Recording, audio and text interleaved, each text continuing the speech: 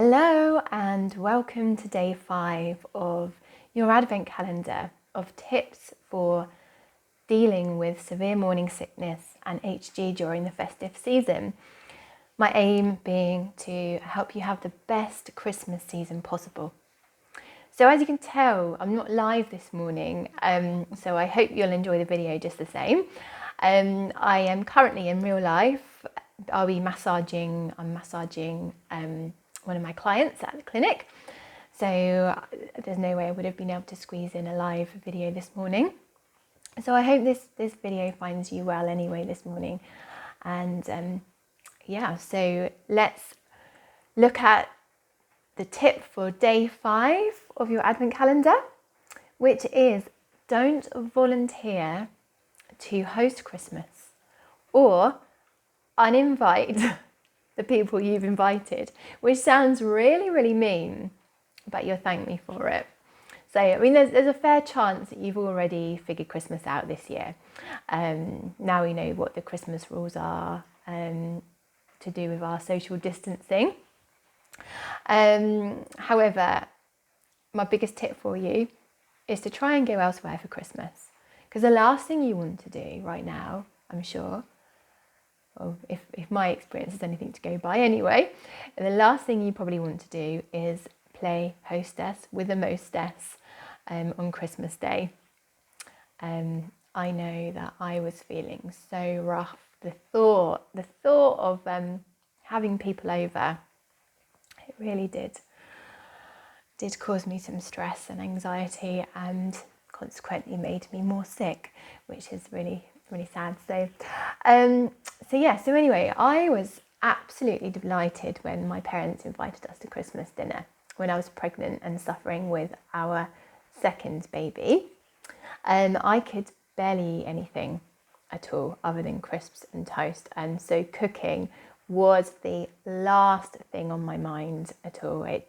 Cooking just went by the wayside, and I was thinking about it. I can't even remember what I cooked on a day-to-day basis, or if my husband sorted something out for him and our eldest son. Probably it was my husband, because being in the kitchen just wasn't, as I said, it wasn't really an option for me. I was so uninspired about food.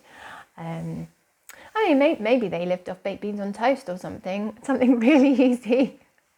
I probably could have managed baked beans on toast, but I do remember one afternoon at work, I had a really, really strong craving for a Thai takeaway. I just really fancied some pad Thai with some nice fresh greens and stuff, because I think I'd probably been eating stodge, just carbohydrates for the last few weeks. So yes, I whizzed in and just picked up a Thai takeaway one evening, and that actually went down quite nicely. Which is probably the only meal I remember eating and when I was suffering. Anyway, yeah, the kitchen and food smells, they just really set me off on a tangent of being ill. And I know I'm not alone in this. I've spoken to several pregnant women over the past few weeks who've said the same. And then during my first pregnancy, it was garlic that set me off. And I remember that I couldn't even drive past an Italian restaurant, for example, with the windows of my car closed, without me feeling, being a bit of an emergency. So I mean, if you're happy to share, is there anything in particular that does set you off with your sickness? Any particular food smells? Or maybe you don't want to share. Maybe just the thought of it will make you sick. And I definitely don't want to be doing that to you. I was thinking the other day about my first pregnancy, when I was really, really ill with morning sickness, severe morning sickness, hyperemesis. I think, although as I said yesterday, or a couple of days ago, I wasn't hospitalised, but yeah, I probably was on the verge of needing it without knowing that I needed it, if that makes sense. I don't know where we spent Christmas Day during my first pregnancy. I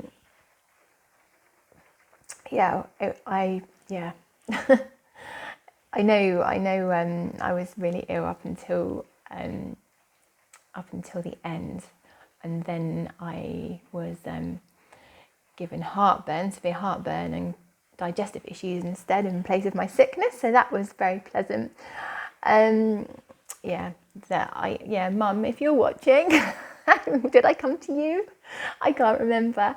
Anyway, so I'm rambling. If you've already invited people over to your house this Christmas, maybe uninvite them if you're feeling really dreadful at the moment. Just see if you can go to their house instead. The other good thing about being elsewhere is that you can actually leave when you need to. And I know it sounds really antisocial, but you really need to put you and your baby first. You first, because obviously baby will follow. And if going elsewhere really isn't an option, then just keep things simple. Start writing a food shopping list now with the help of your family, and ask them what they like to eat. Or better still, get them to write a list and decide what they're going to prepare and bring round. I don't think it's unreasonable for you to ask them to prepare food in advance and bring it round, or even cook it at your house. Or you could even ditch Christmas tradition this year, like we did during my second pregnancy, where we chucked a pie and chips in the oven. Well, I've talked about that already in one of my other videos, I think. So your task for today is, when you're feeling waves of nausea and sickness coming in, just try and stop what you're doing. Sit down for just a few quiet moments and close your eyes and breathe. Just breathe.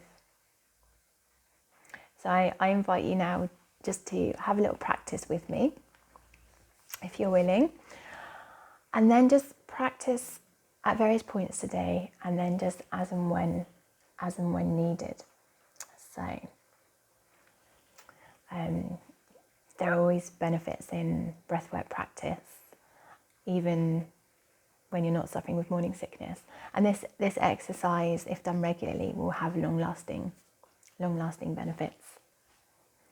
So let me know as well if this exercise works for you in the comments if you're watching.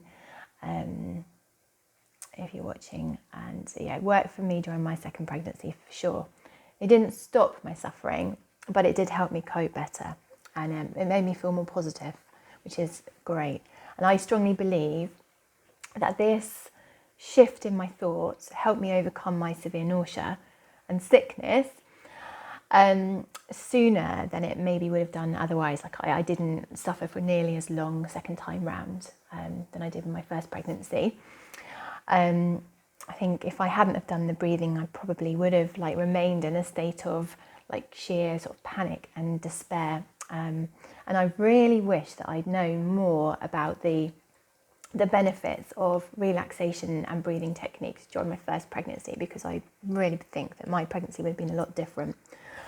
So close your eyes and just sit comfortably.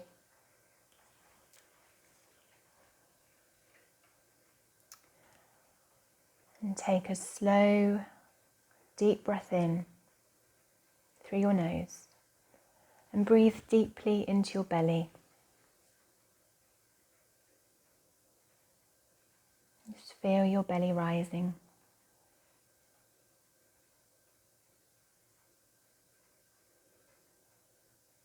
And when you're ready to exhale, open your mouth slightly. And slowly, steadily exhale.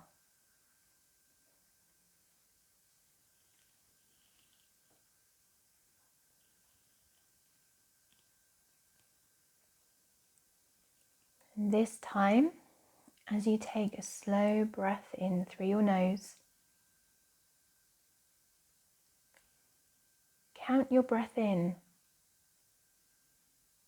Again, breathing deeply into your belly.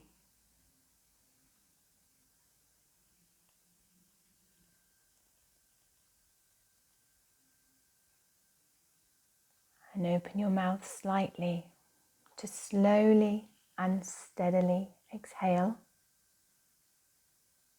counting your breath out, making your exhale longer than your inhale. And as you exhale, breathe out your nausea and sickness. Tell it to go away. It's not welcome.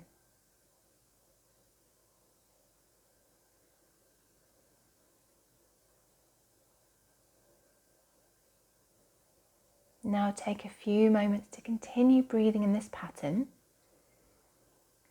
counting and expelling feelings of nausea. Each time telling it that it's not welcome. After all, you don't have time for this suffering. You want to enjoy your pregnancy. You want to enjoy your festive season. So keep breathing at your own pace now.